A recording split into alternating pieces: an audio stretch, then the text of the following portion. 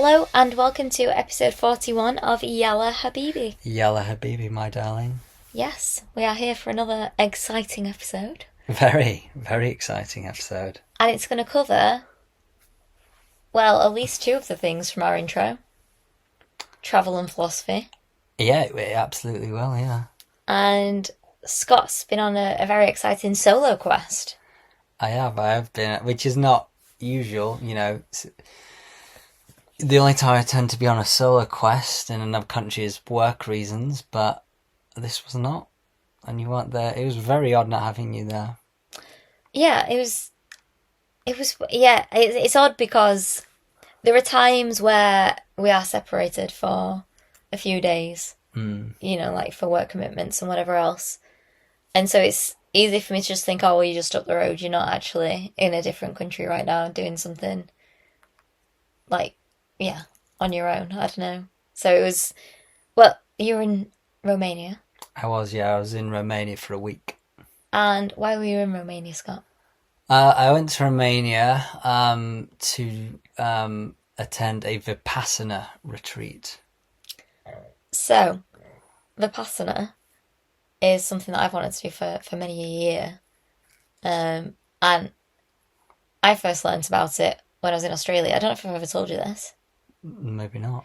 I was working on a farm in Australia and we were setting up a new farm in like this valley. And in the middle of this valley, there was this hut, like just a really small like shed, like barely big enough to fit people in. You know, well, it was, yeah, a reasonable size shed.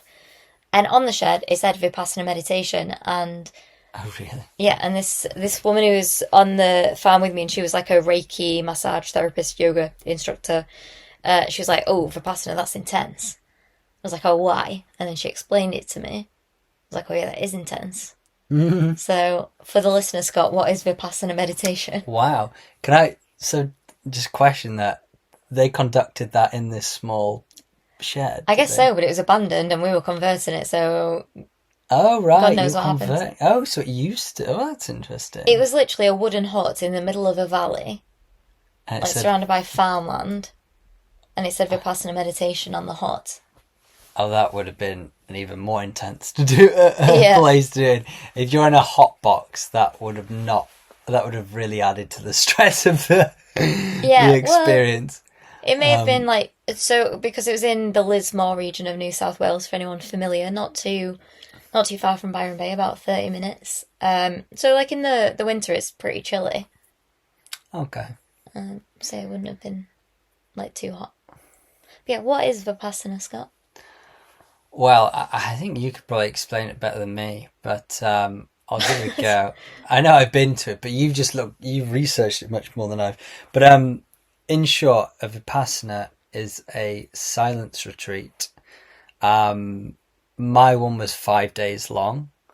You can do longer than this, but 5 days, and it's 5 days of silence. So you don't speak to anyone. You don't make noise at all. You know, you don't speak to yourself. You don't speak to anyone. You don't have eye contact with anyone, so you have to look down. You can't exercise. You can't, watch TV. You don't have your phone. No technology. You aren't supposed to cook. Basically, all you should be doing is eat, meditate, sleep. Eat, meditate, sleep. Nothing else. You're not even allowed to write notes down. You're not allowed pen and paper.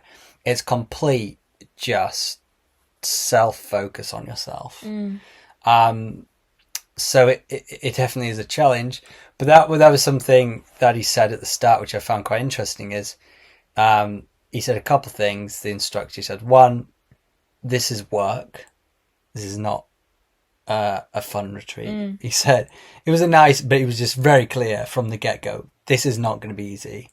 You've not come here to relax. This is work that you're coming to do. And two, at all times, you should be focused on yourself.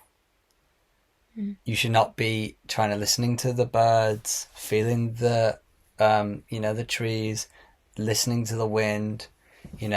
You should just be totally focused on you at all times. It'll be intense and it is work, but at the end of it, if you do that, you'll get a lot out of it. So when you said all that, it sort of really, upped the stakes. I was like, oh fuck. And I didn't know my phone was going to be taken off me. I was planning to try disconnect, not go on it, but if it was still in my back pocket, I may have given into it at some point. But he also said, right, now give me your phones. I was like, oh, I didn't know you were taking them. So that was, yeah. Well, that was like the worrying thing for me and your mum, because we just both got texts off Scott saying, I've got here, I'm safe, but they're taking my phone off me. And so I was like, will you please send me a voice note confirming that you're okay? And you literally just sent me a 2-second voice note that said, I'm okay. And that was it. And then you were gone. Yeah. Granted, I thought after that probably wasn't the best thing to do. And then what your mum's like for like, analyze. She's like, did he sound okay? And I was like, in my head, I was like, no, not really. But I was like, I'm going to have to tell her yes, because I don't want to worry him. So are you unsure if I was okay? Well, I had mixed feelings about it. Because she'd sent me photos there, and to be honest, because she'd sent me a message about saying you hope that the one negative review on there wasn't right. Yeah. And then I went on and looked at the review and I thought, well, if he was going to kill people, he'd probably kill that guy, wouldn't he? So yeah. Yeah. So that kind of calmed me down, reading the testimonials and seeing that there was one like less favourable review, and like there was some balanced review. It wasn't all like he's a god or like he's amazing. Like it wasn't all like that. Like there were very realistic reviews, I found, and so that reassured me. And the fact that I trust you to make that judgment. I think that you'd say something like coded to me if necessary for me to. Well, we can't share what it is, but we have got a code, haven't we? We do have a code, yeah. We do have a code because we travel a lot. We did come up with a code. I think it was inspired by my mum. Yeah. And then we did actually come up with one, so we know if we are in danger and we can't explicitly. What was it? Yeah, explicitly state. Explicitly. Shelby brings the grammar to the podcast. That word. Say it then we have a little code. But yeah, the reasons you were worried is because I let you know, I landed, that I'd met the guy, and within 5 minutes, I thought, this guy's strange. Yeah. And I've just travelled from another country. I've been speaking to this guy. I've paid for the retreat. I was expecting at least, oh, hello. You're going to his house. I'm going to his house. I'm going to be with him for a week. I would expect some sort of conversation. I'm not expecting much, but just at least a little small talk. At least like, how was the flight? Yeah. And he just didn't speak to me. And I've just found that bloody bizarre.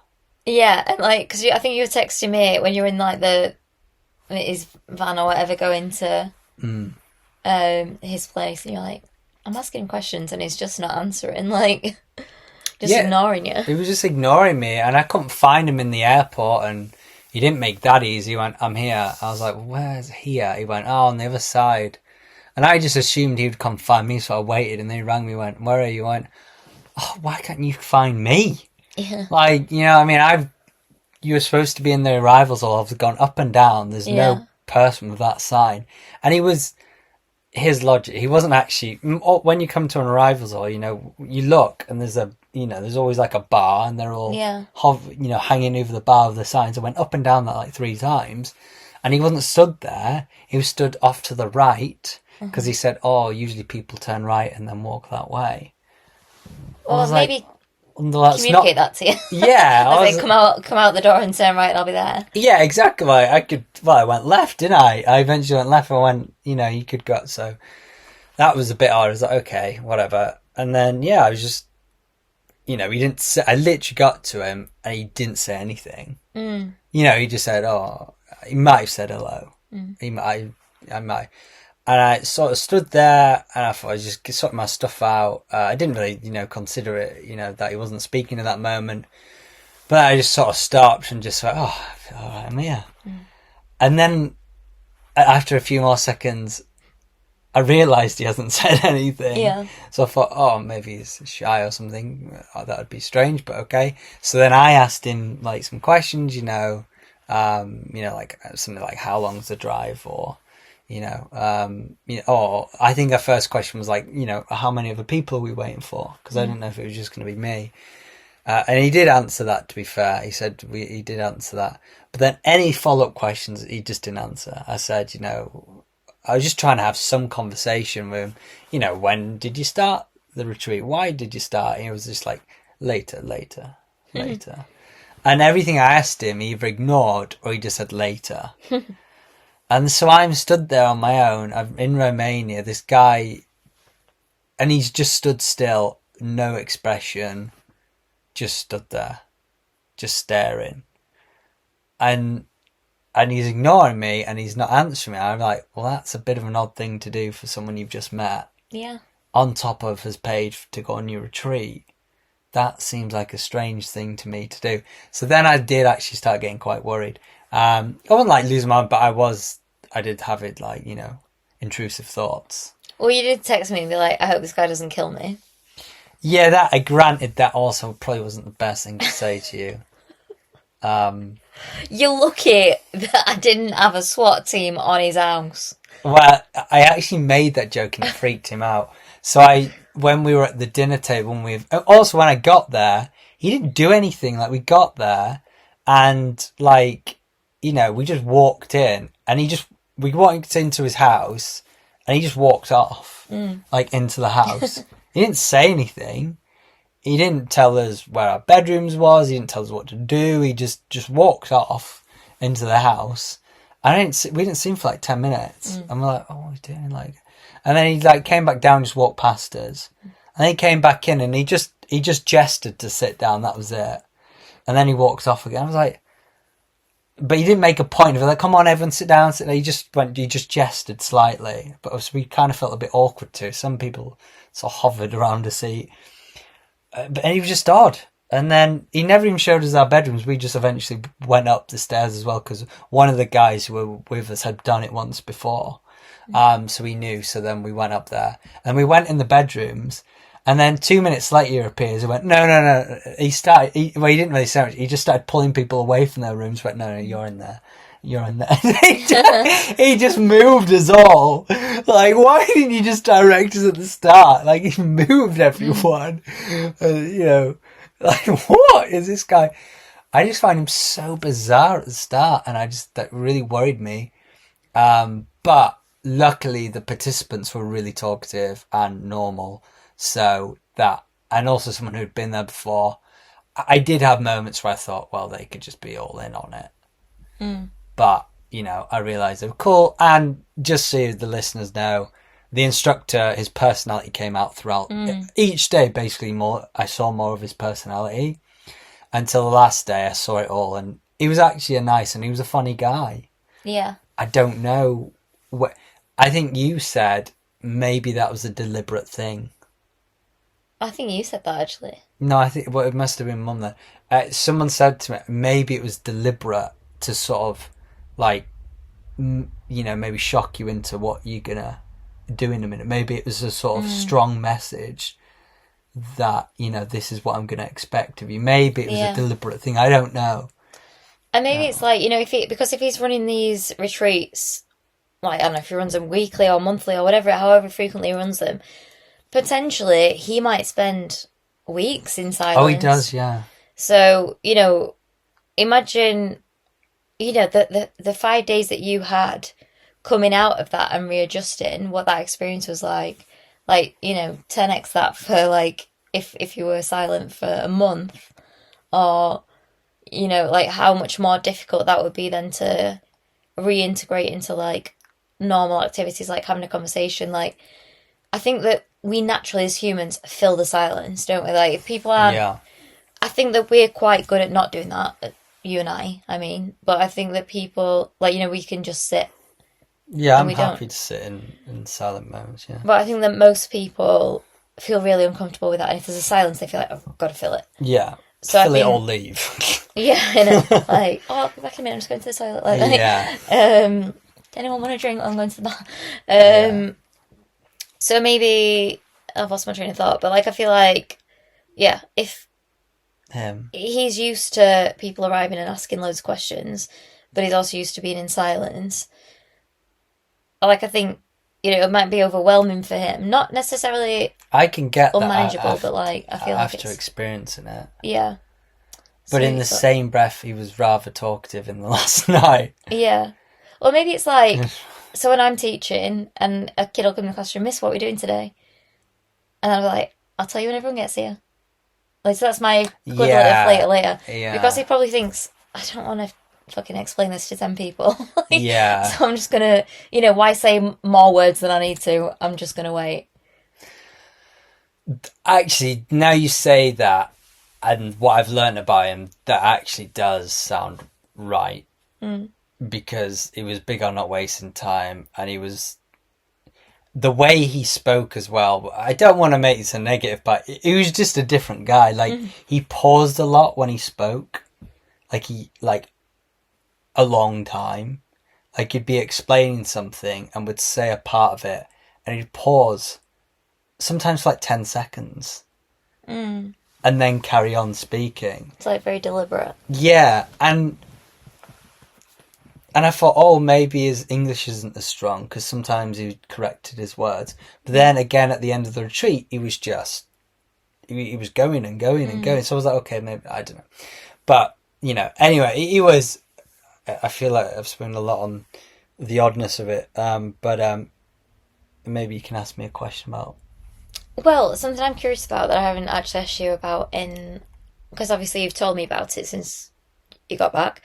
But did you or anyone ever, like, not necessarily forget, but like, I feel like, when you wake up in the morning, 'cause it was a shared room, wasn't it? Yeah.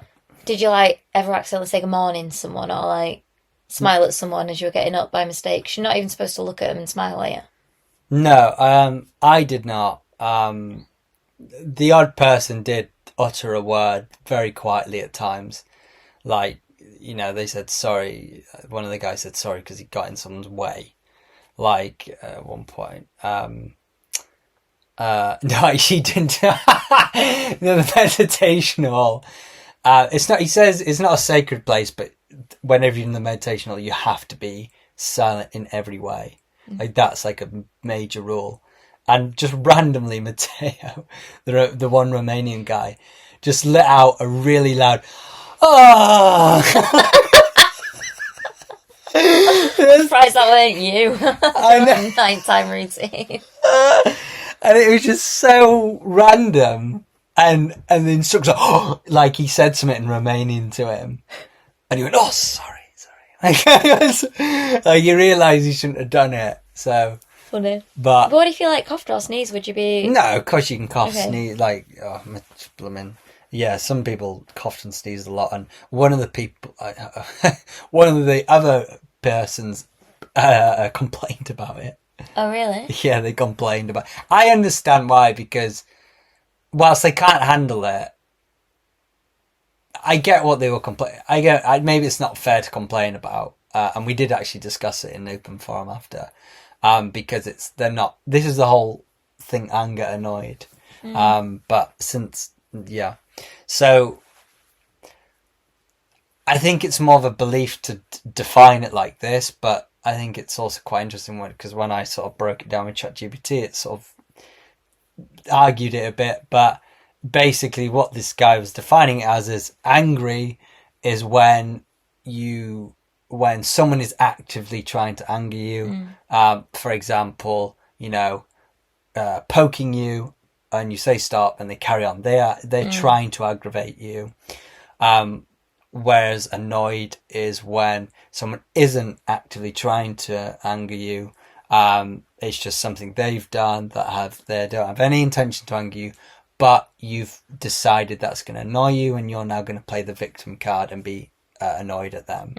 So that was a discussion that was shared, but in the same breath I was also annoyed by it, which isn't fair on the person who's doing it, but I was still annoyed by it as well, because it was really hard to concentrate with someone like sneezing and coughing and all the time. There was just a couple of sessions where they were, but what did you? So I'm curious, like, what was the hardest thing about it? the meditation. Okay, like what? So tell us about meditation. What? Because I think for some people they'll not even maybe will have heard of meditation but not know what that entails, what it means. Because there's many different styles. Yeah, so it was mostly Aikido. I don't think I've mentioned, as well as the 5 days of silence, no eye contact, or no nothing. You also do 10 hours of meditation each day, so it's 50 hours of meditation altogether. So it's intensive. It's eat, meditate, sleep, so on. And they fed us great. They fully serviced us, cooked everything. Like, we didn't wash up. We weren't allowed to wash up or anything. So what a treat. Yeah, we literally just anything. We just put, like, don't do any work, don't lift a finger, just stay still as much as possible. But the silence actually wasn't that difficult. I actually found that all right. Also, the lack of eye contact, I found that easy, because I think I try not to, unless I'm having a conversation with someone, I try not to sort of look in someone's eyes too much, because I'm scared of confrontation. But it was like the third day where that did make me feel a bit uncomfortable, because I didn't feel like I had a connection. I felt like I needed a connection with someone. And the third day, I wasn't consciously trying to, because I really wanted to stick to the program, but it was the most times I got eye contact on the third day. Like, I was doing it, I go, why did I do that? And I realised I did it like 4 times in a day. I was like, I think my body wants some sort of connection to someone. So on the third day, I had the most eye contact. But the hardest was actually the meditation, because you did 10 hours of meditation a day. You would have a break every hour, 10-minute break. And, it was a 3-hour session in the morning. Also, it started at 5 a.m. So wake up at 5 a.m., go to bed at 9:30 p.m. Start meditating at 5:30 before breakfast. And you would do an hour, and then you have breakfast, and you do 2 more hours in there, and you had 3. So the hardest was just staying still. And in the meditations, it's not like you can just sit there and breathe.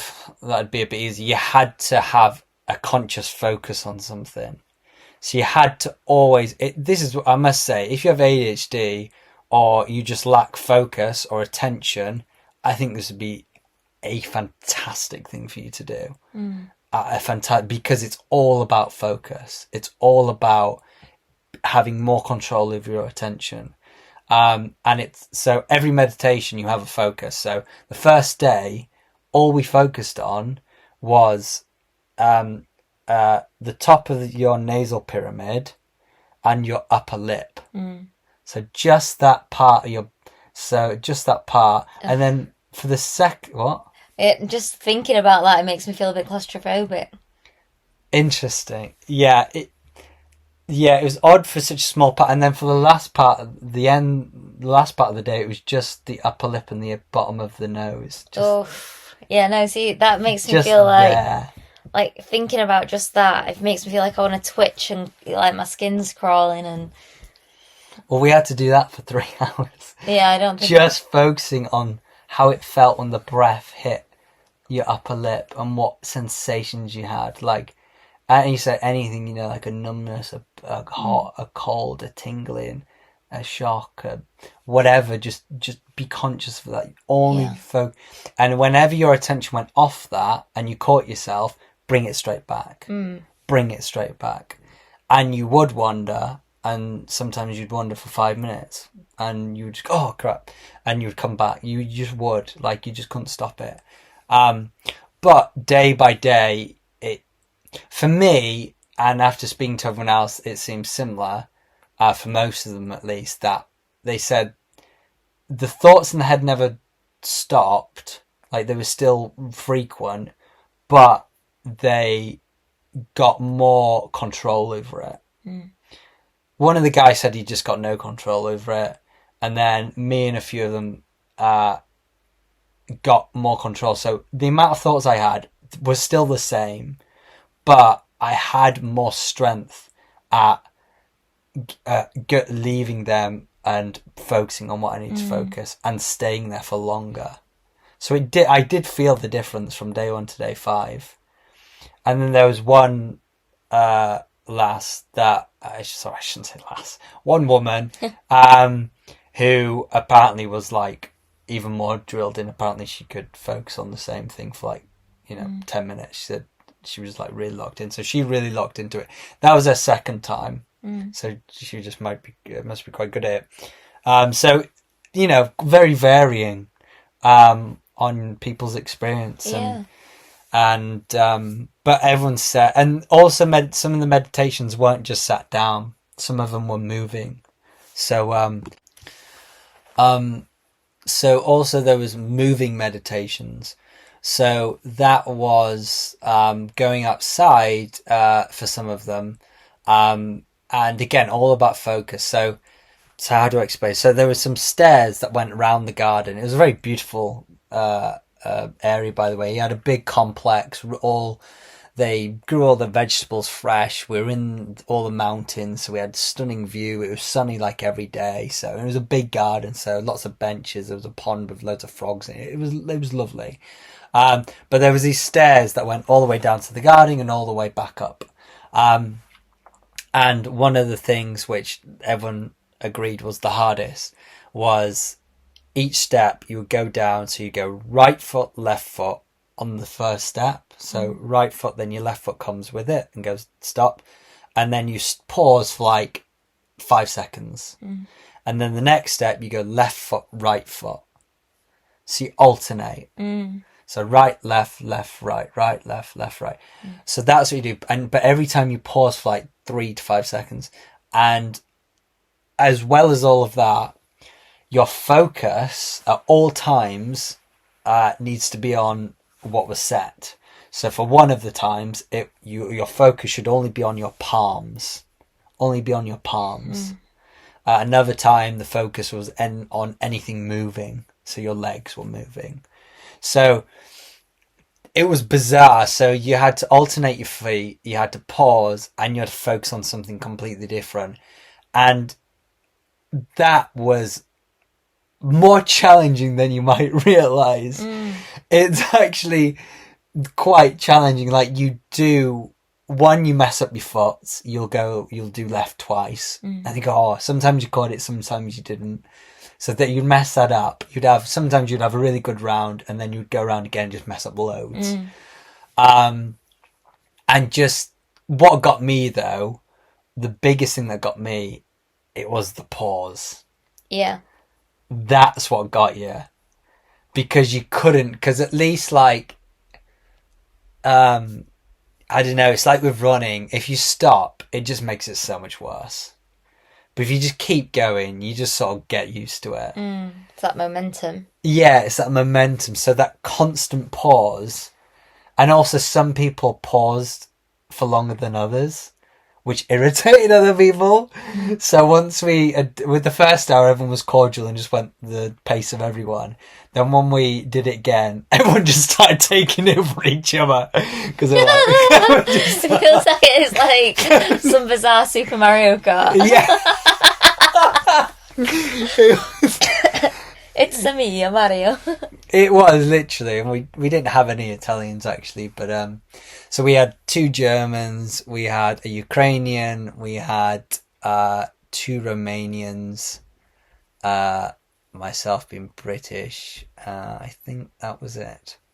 And a Romanian, if I had not mentioned that. Oh yeah, I did mention that. So yeah, it was pretty interesting. So that was what everyone agreed was the toughest one. It was just very mentally straining, and you wouldn't be physically tired at the end of the day. Like I was drinking very little water, which was also one of his recommendations, which we can get into on another episode. And I was peeing white. So that shows you how little physical activity we were doing. Because again, you shouldn't exercise or anything. When you say peeing white, do you mean peeing clear? Yeah, yeah. If you're peeing white, I'd worry about it. Oh, right, no, I'm not like orgasming all over the toilet. No, but I was just like, wow, usually you have to drink so much for that to happen. But mentally, you were fatigued by the end of the day. You were really fatigued because you've just been pushing your brain so hard to just focus. And it was stressful. The first day was, it's fine, I'm going to fade off into other thoughts. But when you get the second day and the third day and the fourth day, and you just keep on losing your focus, it gets really annoying. And you get angry with yourself. And you're just like, why can't you just focus? Yeah. Like, it's just one task. Just focus on your elbows or whatever it was. Like, just what's wrong with you? And you just start arguing yourself and you start getting... And I actually started getting in the meditations. I started getting muscle spasms. Because still, like, my whole body would jerk. Like, my arm would jerk. My chest would jerk. I was, like, jerking. I was like, what the... So... I personally would recommend it. I think if you're looking for focus in your life, if you're looking to be a forced routine to really bring attention to yourself and maybe really understand a current thing you're trying to understand in your life, which was the reason I went to, was the reason why I went, then I would highly recommend. Just know it's not a relaxing retreat, but there is definitely an element of relaxation because I felt amazing to not be on my screens. I felt amazing just be out in the sun and just be like, and it did feel nice to not have to have the pressure to talk and make conversation. So there absolutely is an element. I was getting to bed on time. I was sleeping well. So there is definitely... Nowhere to be, nothing to be done. Like, yeah. So there definitely is actually a big element of relaxation. But when you get to the work, it isn't easy. But you can absolutely do it if you just commit to it.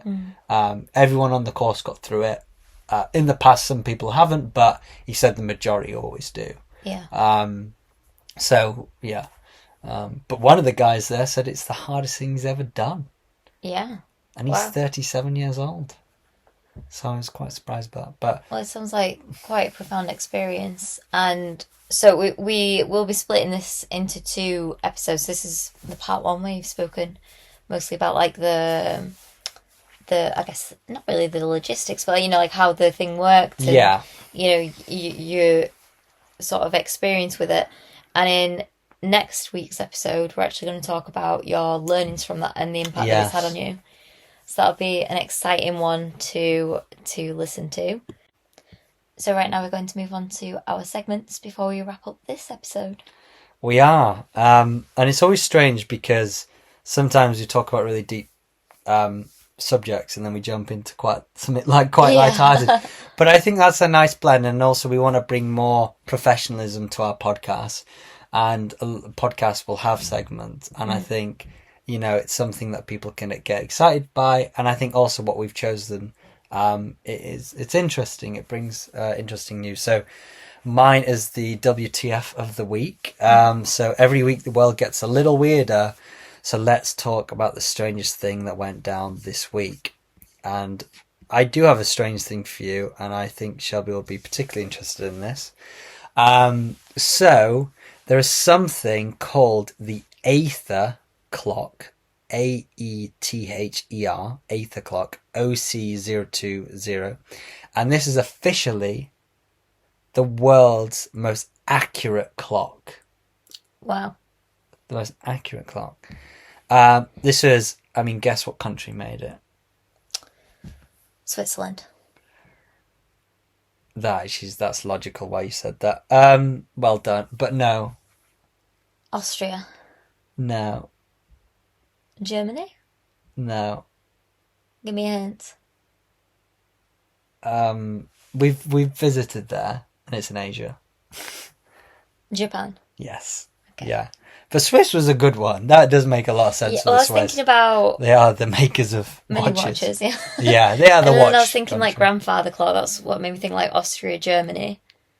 Okay. And then when he said in Asia and we've been there, I was like, well, it's not going to be India. No, It's going to make an accurate clock. goodness. India time's on a different... Well, it's literally half an hour different, isn't it? Like, there's no... It's half an hour different, and, also Indians, they turn up late to everything, so... and I can say that because I work with a lot of them. But yeah, Japan makes sense, because when you said Asia, I was like, well, they are the most on it. Like, apologise if the train's 2 minutes late. Oh, yeah, it's a big... I mean, it's a really big... And it's like, it's not early, it's not late, it's just on time. Yeah. And I love that. Yeah. I love that. So yeah, a manufacturer called Shimadzu Corp. And yeah, they've introduced the clock. It's called a strontium. What does that say, my dear? Yeah, I think you hit the nail on the head. Strontium optical lattice clock that looks more like a small refrigerator than a high-tech timepiece. And it's roughly about 3 foot tall, and it's engineered to be 100 times, might I add, more precise than traditional cesium atomic clocks. So precise that it would take 10 billion years to deviate by 1 second. I mean, that's pretty significant, isn't it? That's like almost all of existence again. Like, yeah, what's the Earth? 14 billion years old, something like that, according to the Big Bang Theory. Yeah. So nearly all of existence again before it would deviate by a second. That's pretty impressive. That is a wacky fact, Scott. It's a bit whack, in it, but it's also like quite, it's also educational. It is educational. So, yeah, I feel like that's enough to be shared on it. I know, there's one other interesting point, is they've already sold one. So they're actually selling them. I thought they just created this to just one, but they've just sold one, and it's for $3.3 million. Wow. Yeah. I mean, why would you need it that much? Apparently they aim to sell 10 over the next 3 years. Oh, right, okay. I mean, that's not the biggest... I mean, at 3 million, that's nice, but you would have thought they'd sell a few more. Primarily targeting research institutions. Why do you think that might be? Well, I don't really know any situation in which you'd need a clock that accurate. I think it's impressive. Yeah. I don't know why you'd need one. Because if nobody else had one, then you're either going to be early or they're going to be late or whatever, aren't you? And surely we're talking seconds difference here. Yeah, or milliseconds, I imagine. Yeah, we're not talking like 5 minutes difference. Yeah. No, exactly that. So I respect it. I'm impressed by it. I can't really see the point in it. Now I think about it, maybe for like scientific testing, if they're doing something that they need to see, I can't think of what, but maybe the time of when something happens can radically change their outlook on it. Maybe it's for time travel. Oh, Jesus, so that's a whole thing. That'd be unbelievable, wouldn't it? Yeah. Might be. So, I'll leave it there. Okay. Well, I said something really profound to my students today, and it didn't land as well as it landed with me when I read it. And that was like, if we talk about time travel, and people think, like, if you go back in time, it'd be a risky thing to do, because if you change even one thing, then you could radically alter the course of the future. Like Marty McFly, and it was really significant. Yeah, I bet they didn't get that reference. Well, I didn't say that. But what I said was, so we probably all think that you'd be worried about changing one small thing and it affecting life today. I said, but why don't we think about how all the decisions we make today will impact the future? Like, act as though we're time travellers from the future. Right now, we can make smart and kind choices that'll have a positive impact on the future. As significant as if we'd gone back in time and done it. That's very effect. Profound. Isn't it?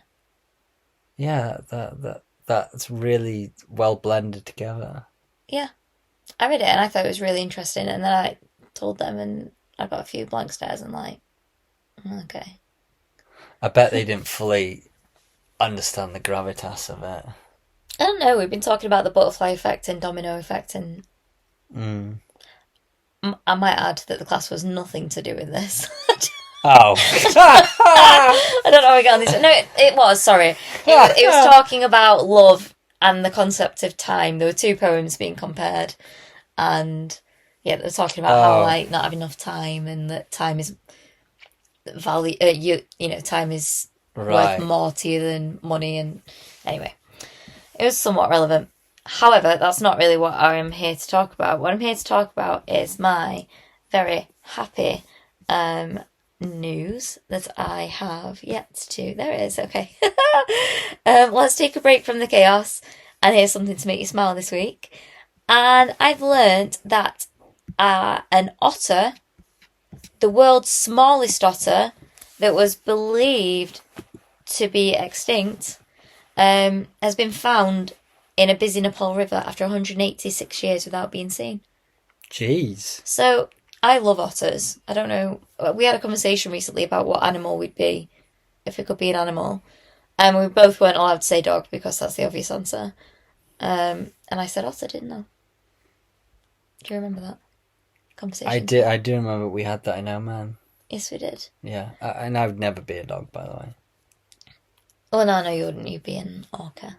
I'd be an orca or like an octopus. Yeah, something aquatic. Something aquatic. Isn't aquatic a great word? It is a great word. I feel like it's underused. Aquatic, yeah. We talk about sea creatures, but we don't say aquatic. Aquatic creature, yeah, that is aquatic. Yeah, great word. And one of the reasons that I like otters is that they are both of sea and land. So they are, yeah. And I think they're adorable. I think they're so cute how they play with pebbles and how they sleep holding hands and how they have their babies on their brothers when they float down the river. I think they're very cute. But what I'm going to ask you, Scott, is... So this is the world's smallest otter, and it's been found in a Nepal river. How big do you think it is? That was going to be my question. How do I... 30 centimetres. Okay. Yeah, so like about... A ruler. Like a... Standard like ruler. Like a foot-ish. Yeah. I don't know if that is a foot or not. So it's not... It's 2 feet. Which I think is pretty big. to say that it's the smallest. To say that it's the smallest. Whatchamacallit? The smallest otter that exists. Yeah. So it's 2 30cm rulers. 2 30cm. Oh, I'm glad that I was pretty much spot on with the foot and 30cm. But this has led me to want to share some interesting facts about animals with you. So that's the happy story that this otter that was presumed extinct has been found. But when it said smallest and it said it was 2 feet, I was like, that's pretty big. I found this post and it said if you've never seen one before, and it's describing the size of animals and how you picture it in your head versus how they are in reality. So if you've never seen one before, deer are smaller than you think. Right. Have you ever seen a deer? Yeah. Was it smaller than you might have imagined? It depends what type of deer, because some deer are pretty big. I but suppose. I guess it's referring to like Bambi. Yeah. And those are quite small, yeah. Yeah. They're not tiny. My favourite animal is I wish I remember the name of it. It's a cross between a deer and a mouse. And it is. Is it not called something like deer mouse? I think it's literally called deer mouse. If you look up deer mouse, it is a fascinating, and I've seen it in real life, and it blew my mind. And yeah, I can't remember the name of it, but is that a mouse deer? I think it is literally just called a mouse deer. Yeah, but I saw it in Singapore zoo. Yeah, and I was out, and it was in one of those. I think do you call it a Bavarian, not Bavarian or something like that. It was in, wasn't behind a wall. It was in one of those big atrium units where you could walk in. I feel like it is. Usually birds are in it and bats are in it. You can walk in and be amongst them. So I literally could walk straight up to it, and I'm not joking, it's just a deer, but the size of a mouse. It's not really the size of a mouse, though, is it? But, well, the size of a rat. It's smaller than a rabbit. Really? Is it that small? Yeah. Oh, my days. And it has the thin little deer legs. No. It has a deer face. It's tight. And it was timid. Oh, like, it saw me and it sort of went back behind like one of the leaves and looked at me. Poor little... No, I'm going to say poor deer. Yeah, poor deer. So, yeah. Well, that deer is smaller than you think. Yeah. But to go on with my list, and I'll get through it pretty quickly. Raccoons are bigger than you think. Now, I have seen some videos where I've gone, holy shit, actually they're quite big. Yeah. So there you go. Bears are smaller than you think, but you are pretty close, apparently. So I guess we have a good perception of them, but they're actually smaller than we imagine. Don't fancy finding out. And then it says, otters are bigger than you think. No, even bigger than that. So that leads me to wonder, like, how big do otters get? Because if the smallest one's at 2 feet, they probably get pretty big. That's what we need to know, don't we? Well, we'll find that out. Wolves are bigger than you think, and wolves are huge. I've seen a wolf, and it was pretty scary. Well, I've seen a picture of one next to a husky, and it's like 4 times the size of a husky. Jesus. It was massive. Wildcats are smaller than you think, but hopefully you'll never see one, apparently it says. Chipmunks are smaller than you think. So are mice, but you've seen a mouse, right? It says. Oh yeah, mice are tiny. Apparently you're mostly right about the size of moose.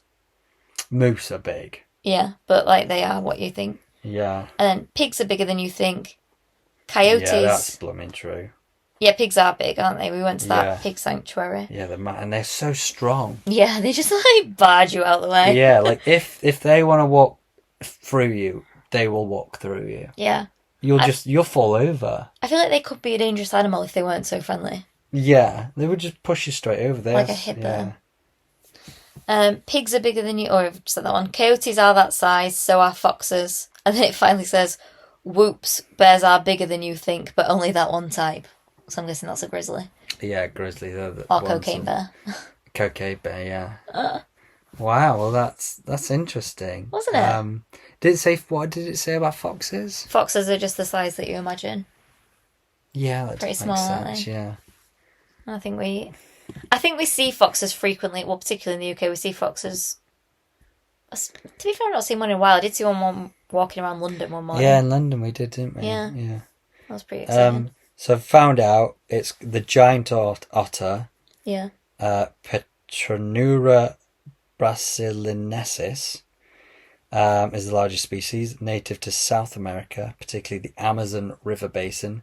Can get up to 5.9 feet long.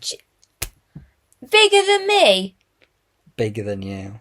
Oh my god, I've got to see an otter that's human size. 75 pounds. I mean, that's less than me. Well, significantly. So it must be tall and thin. It must be a model. yeah, it must just be a model. Giselle Bundchen. So otter. I mean, they could be, if you're swimming along and there's a group of them, they could be a bit intimidating. I don't know. They're so cute. I feel like they'd be really friendly. Aren't they known for being a bit? Oh no, it's not otters, is it? No, otter. Look, you can only have to look at an otter to know that it's friendly. I don't know. Looks can be deceiving with some. I think it's what's the ones that build the wooden like walls in rivers. Oh, beaver. Beavers. Apparently, they're actually quite aggressive. Apparently, yeah. Honey badger's one of the most dangerous things in the world. I'm not bloody surprised that they're super aggressive. Yeah.